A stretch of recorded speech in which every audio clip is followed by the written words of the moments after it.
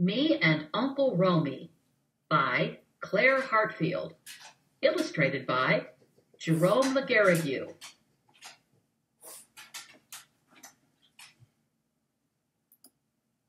James is on a train to New York City to visit his Aunt Nanette and Uncle Romie. He's never met them before, and he's a little concerned. James has left behind from North Carolina his friend BJ, his dad, and his mom, who will soon have twin babies. James hopes he will have fun on this summer vacation, especially since his birthday is coming up.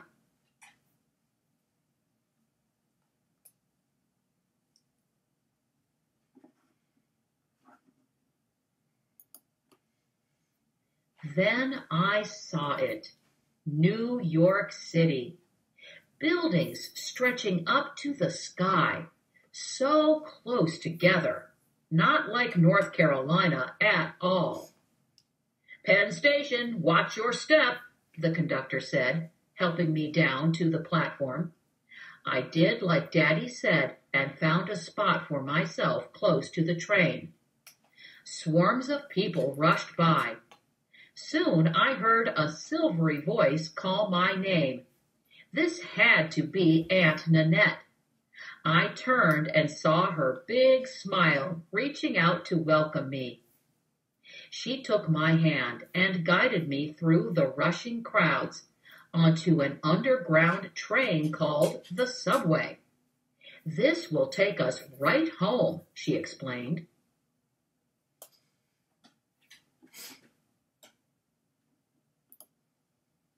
Home was like nothing I'd ever seen before. No regular houses anywhere, just big buildings and stores of all kinds. In the windows I saw paints, fabrics, radios, and TVs. We turned into the corner building and climbed the stairs to the apartment. 5 whole flights up. Whew. I tried to catch my breath while Aunt Nanette flicked on the lights.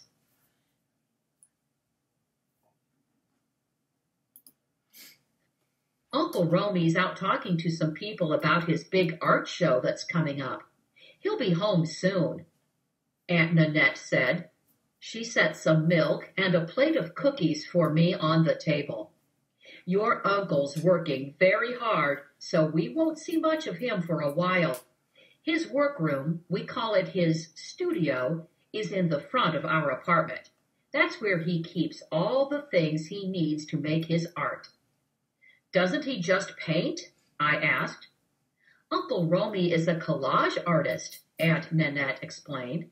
He uses paints, yes, but also photographs, newspapers, cloth. He cuts and pastes them onto a board to make his paintings.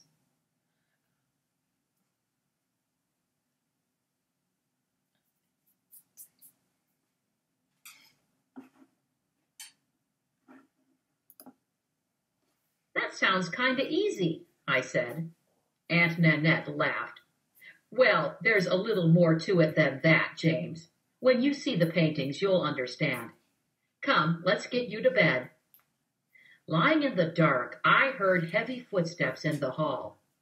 A giant stared at me from the doorway. Hello there, James. Uncle Romie's voice was deep and loud, like thunder. Thanks for the pepper jelly, he boomed. You have a good sleep now. Then he disappeared down the hall. The next morning, the door to Uncle Romie's studio was closed. But Aunt Nanette had plans for both of us. Today, we're going to a neighborhood called Harlem, she said. It's where Uncle Romie lived as a boy. Harlem was full of people, walking, working, shopping, eating. Some were watching the goings-on from fire escapes. Others were sitting out on stoops, greeting folks who passed by, just like the people back home calling out hellos from their front porches. Most everybody seemed to know Aunt Nanette. A lot of them asked after Uncle Romie, too.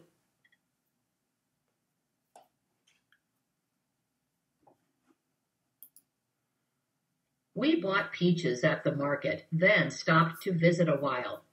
I watched some kids playing stickball. Go on, get in that game, Aunt Nanette said, gently pushing me over to join them.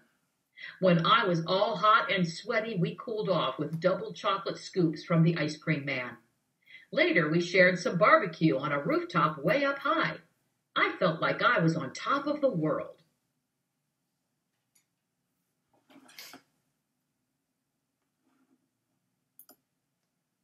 As the days went by, Aunt Nanette took me all over the city. We rode a ferry boat to the Statue of Liberty, zoomed 102 floors up at the Empire State Building, window shopped the fancy stores on Fifth Avenue, gobbled hot dogs in Central Park. But it was Harlem that I liked best.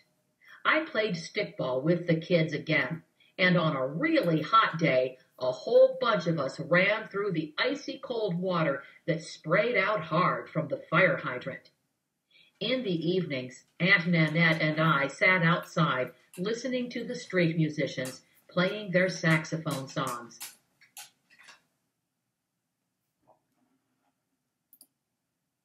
On rainy days, I wrote postcards and helped out around the apartment. I told Aunt Nanette about the things I liked to do back home, about baseball games, train watching, my birthday. She told me about the special Caribbean lemon and mango cake she was going to make.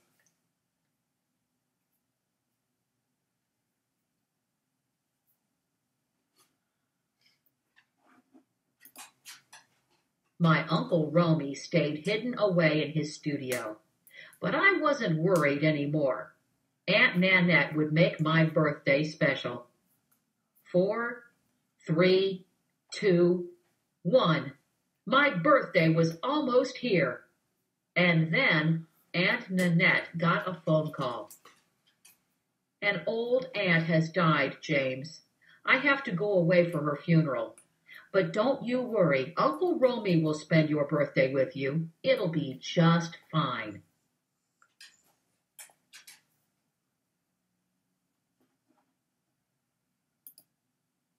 That night, Aunt Nanette kissed me goodbye. I knew it would not be fine at all. Uncle Romie didn't know about cakes, or baseball games, or anything except his dumb old paintings. My birthday was ruined. When the sky turned black, I tucked myself into bed. I missed Mama and Daddy so much. I listened to the birds on the rooftop. Their songs continued into the night. The next morning, everything was quiet. I crept out of bed and into the hall. For the first time, the door to Uncle Romie's studio stood wide open. What a glorious mess! There were paints and scraps all over the floor, and around the edges were huge paintings with all sorts of pieces pasted together. I saw saxophones, birds, fire escapes, and brown faces. It's Harlem, I thought. The people, the music, the rooftops, and the stoops. Looking at Uncle Romie's paintings, I could feel Harlem, its beat and bounce.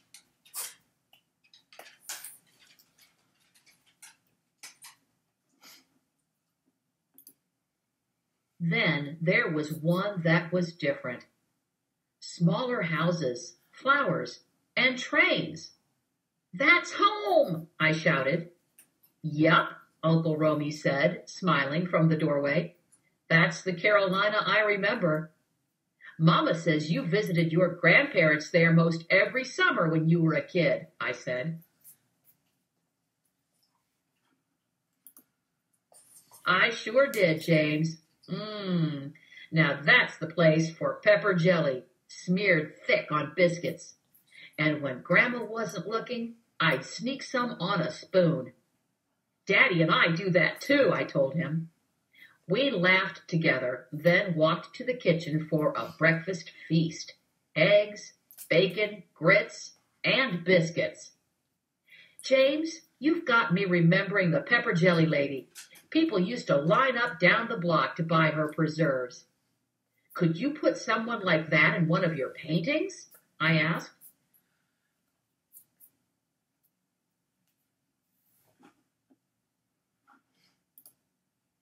I guess I could, Uncle Romie nodded. Yes, that's a memory just right for sharing. What a good idea, James. Now, let's get this birthday going. He brought out 2 presents from home. I tore into the packages while he got down the pepper jelly and 2 huge spoons. Mama and Daddy had picked out just what I wanted, a special case for my baseball cards and a model train for me to build.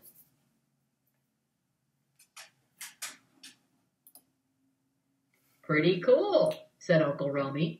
I used to watch the trains down in North Carolina, you know. How funny to picture big Uncle Romie lying on his belly.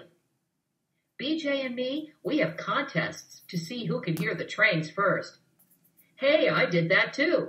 You know, it's a funny thing, James. People live in all sorts of different places and families.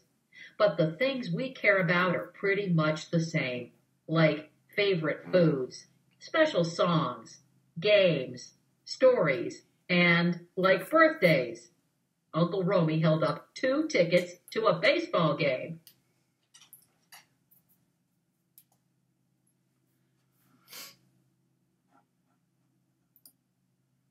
It turns out Uncle Romie knows all about baseball.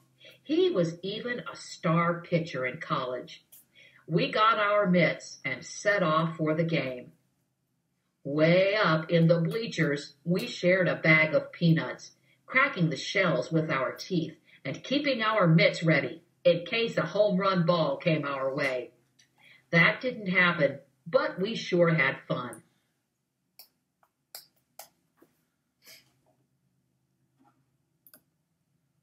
Aunt Nanette came home that night. She lit the candles, and we all shared my Caribbean birthday cake. After that, Uncle Romie had to work a lot again. But at the end of each day, he let me sit with him in his studio and talk. Daddy was right. Uncle Romie is a good man.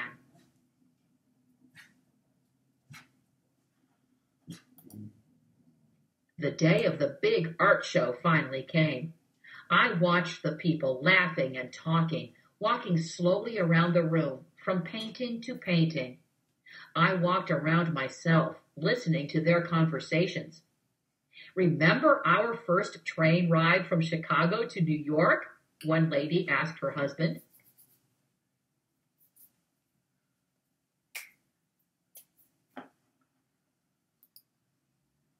That guitar-playing man reminds me of my Uncle Joe, said another. All these strangers talking to each other about their families and friends and special times, and all because of how my Uncle Romie's paintings reminded them of these things.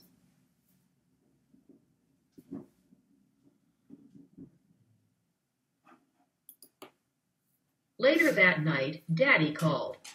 I had a brand new brother and sister. Daddy said they were both bald and made a lot of noise, but he sounded happy and said how they all missed me. Aunt Nanette and Uncle Romie took me to the train station. Here's a late birthday present for you, James, Uncle Romie said, holding out a package. Open it on the train, why don't you? It'll help pass the time on the long ride home.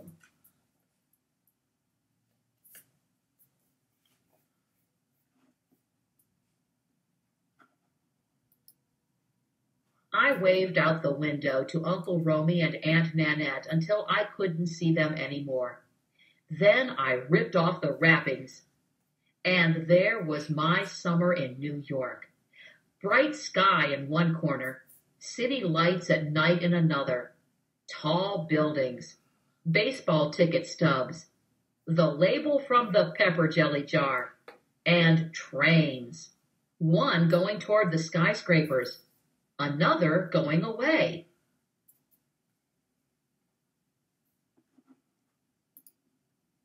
Back home, I lay in the soft North Carolina grass. It was the 1st of September, almost Uncle Romie's birthday. I watched the birds streak across the sky. Rooftop birds, I thought, back home from their summer in New York, just like me. Watching them, I could still feel the city's beat inside my head.